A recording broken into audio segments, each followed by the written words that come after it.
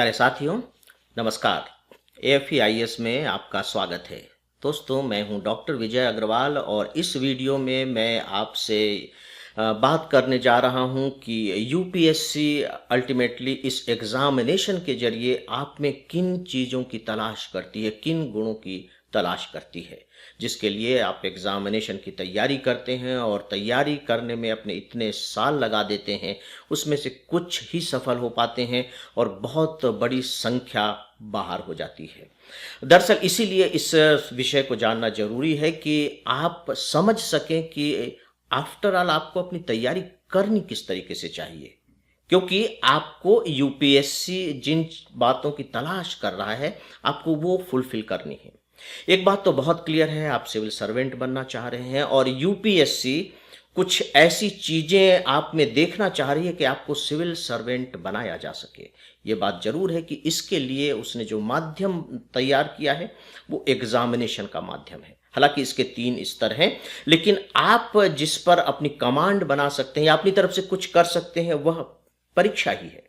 और मैं आपको ये भी बताना चाहूँगा कि दुनिया की चाहे वो डेवलप्ड कंट्री ही क्यों ना हो, सिविल सर्विस में जो वो रिक्रूटमेंट करते हैं सभी जगह ऑलमोस्ट कमोवेश एग्जामिनेशन का ही पैटर्न होता है और दूसरा कोई उपाय किसी के पास अभी तक तो कम से कम नहीं आया है।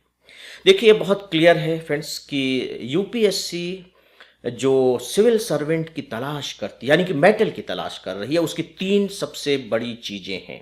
पहली बात यह कि जिसे वो टॉप मोस्ट सिविल सर्वेंट बनाना चाह रही है, जिसके हाथ में समाज और राष्ट्र की बागडोर होगी, उसका मस्तिष्क बहुत साउंड हो। पहली बात, बुद्धि बहुत अच्छी हो। दूसरी बात है विचारों की, कि उसके जो विचार हैं, जो थॉट्स हैं, वो बहुत ही प्रैक्टिकल हो, व्यावहारिक हो। और तीसरा है पर्सनालिटी, कि उसकी जो पर्सनालिटी है वो इफेक्टिव हो, उसका प्रभाव पड़ता हो। तो अब इन तीनों चीजों की तलाश के लिए आप देखिए कि उसने 3 चरण तैयार कर रखे हैं। एग्जामिनेशन तो उसके बीच का चरण है। पहला चरण क्या है कि उसने योग्यता के मापदंड बना रखे हैं। 21 वर्ष न्यूनतम आयु, यहां तक पहुंचते पहुंचते वो ये मान करके चलते हैं कि जो स्टूडेंट है वो मैच्योर हो गया है। और मैच्योर इसलिए भी हो गया है क्योंकि वो ग्रेजुएट हो चुका है। ये उसका दूसरा मापदंड है। यहां आप ध्यान दीजिए कि वो जो एकेडमिक आपकी जो अचीवमेंट्स हैं उसको कोई तरजीह नहीं देता। आप किसी भी स्ट्रीम से हों, आप आर्ट्स से हों, कॉमर्स से हों, साइंस से हों, डॉक्टर हों, इंजीनियर हों, उसको कोई इससे लेना देना नहीं। इसे समझने की कोशिश कीजिए। फिर आप फर्स्ट डिविजनर हैं, सेकेंड डिविजनर हैं, थर्ड डिविजनर हैं, गोल्ड मेडलिस्ट, इससे भी उसका कोई लेना देना नहीं। तो यहाँ आप समझ सकते हैं कि जब आप पढ़ाई करते हैं तो अल्टीमेटली वो चाह क्या रहा है। अदरवाइज उसके लिए बहुत आसान था, इस योग्यता वाले में ही वो एक मानक रख देता कि जो फर्स्ट डिविजनर हैं केवल वही अपीयर होंगे। अदरवाइज देखिए कि जो एकेडमिक फील्ड में जाना चाहते हैं, जो रिसर्च करना चाहते हैं, वहाँ बाकायदे वो निर्धारित है कि आपके पोस्ट ग्रेजुएशन में इतने मिनिमम स्कोर होने चाहिए, लेकिन यहाँ ऐसा कुछ नहीं है। तो ये फर्स्ट स्टेज है। ये यहाँ से आप इस लायक बनते हैं कि सिविल सर्विस एग्जामिनेशन में अपीयर हो सके। अब जो होना था हो गया, आपने ग्रेजुएशन कर लिया। अब जो आप एग्जाम में अपीयर होंगे ये पूरी तरह से आपके अपने हाथ में है। यही आपके अपने हाथ में है, क्योंकि थर्ड स्टेज में तो जब आप सेलेक्ट हो जाएंगे तो ऐसा नहीं है कि आपको गवर्नमेंट सीधे सीधे नौकरी में भेज देगी। आप सोच करके देखिए कि इसके बाद 2 ट्रेनिंग आपकी होंगी। पहला एक आपका फाउंडेशन कोर्स होगा जो सभी सर्विसेज के लिए होता है, और इसके बाद फिर आपको जो सर्विस मिलेगी उस सर्विस की ट्रेनिंग अलग से होगी। सोचिए, तब कहीं जाकर समाज के दायित्व सरकार आपके हाथों में सौंपेगी। इससे आप एक गंभीरता या इसकी संवेदनशीलता का अनुमान लगा सकते हैं। अब आप देखें कि एग्जामिनेशन में किस तरीके से आपके जो वर्च्यूज हैं, जो क्वालिटीज हैं, वो टेस्ट होते हैं। एग्जामिनेशन के 3 चरण हैं, आपको मालूम है। प्री एग्जामिनेशन के पैटर्न को देखिए। नो डाउट कि इसका एक पर्पज ये भी है कि मेंस एग्जामिनेशन में बैठने वालों की संख्या कम की जाए ताकि वैल्यूएशन करने में आसानी हो, रिजल्ट जल्दी से आ सके। लेकिन उसके पीछे आपकी कुछ क्वालिटी को टेस्ट करना भी उद्देश्य है। प्री एग्जामिनेशन को देखिए, वो ऑब्जेक्टिव टाइप है। तो ऑब्जेक्टिव टाइप के माध्यम से वो क्या टेस्ट करना चाह रहे हैं। अगर आपने कभी क्वेश्चन पेपर सॉल्व किए होंगे तो आपका अनुभव होगा कि उसमें दिमाग पर कितने अधिक संतुलन की जरूरत पड़ती है।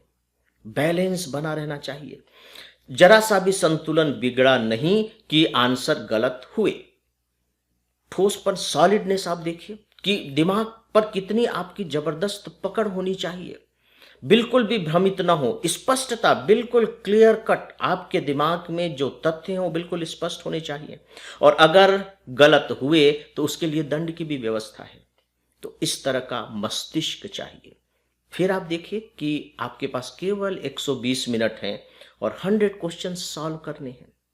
यानी कि फास्ट गति, आपके मस्तिष्क की गति कितनी तेज है, यानी कि आप कितनी जल्दी आंसर दे सकते हैं। तो ये दिमाग की क्वालिटी को बता रहा है। फिर जो सी सेट का पेपर है, आप देखिए कि सी सेट में जिस तरह के क्वेश्चंस पूछे जाते हैं, जो कंप्रिहेंशन है, देखिए आपकी देखने से बड़ा सरल सा लगता है, लेकिन जब आप उसे पढ़ते हैं तो कितनी ज़्यादा फोकस की ज़रूरत पड़ती है, कंसंट्रेशन की ज़रूरत पड़ती है।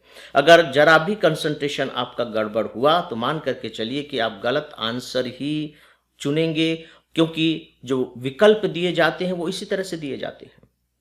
फिर जो एप्टीट्यूड है, उसमें जो मैथमेटिक्स के क्वेश्चंस होते हैं, डेफिनेटली उससे तो क्वालिटी ऑफ माइंड का अनुमान लगता ही है, क्योंकि आपको मालूम है कि जो मैथमेटिकल माइंड होता है उसे बेस्ट माइंड माना जाता है। तो दोस्तों, इसके बाद आप देखिए कि मेंस पर आ जाते हैं। फिर आपका मेंस एग्जामिनेशन होता है। जब आप इसमें सेलेक्ट हो जाते हैं तो उसका पैटर्न बिल्कुल उन्होंने अलग रखा हुआ है। उसमें आपसे जो प्रश्न पूछे जाते हैं वो एनालिसिस पर बेस्ड होते हैं। अब ऑब्जेक्टिव का समय खत्म हो चुका है। अब आपको अपनी तरफ से उत्तर लिखने हैं।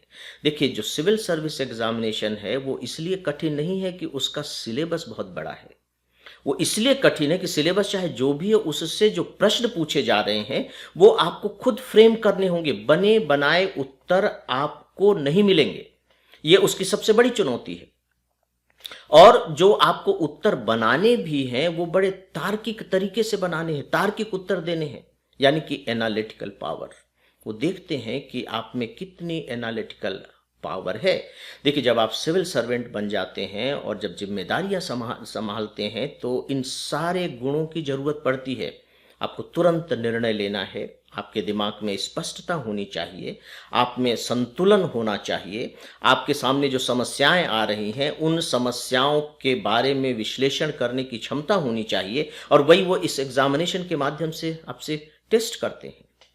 इसके साथ ही साथ आप देखिए कि जो सेकेंड स्टेज यानी कि जो मेन एग्जामिनेशन है, उसमें फिर ये भी टेस्ट कर लेते हैं कि लैंग्वेज पर आपकी कितनी पकड़ है। भाषा, आप सही तरीके से अपने आप को कम्युनिकेट कर पा रहे हैं या नहीं कर पा रहे हैं, कितने प्रभावशाली तरीके से कम्युनिकेट कर पा रहे हैं।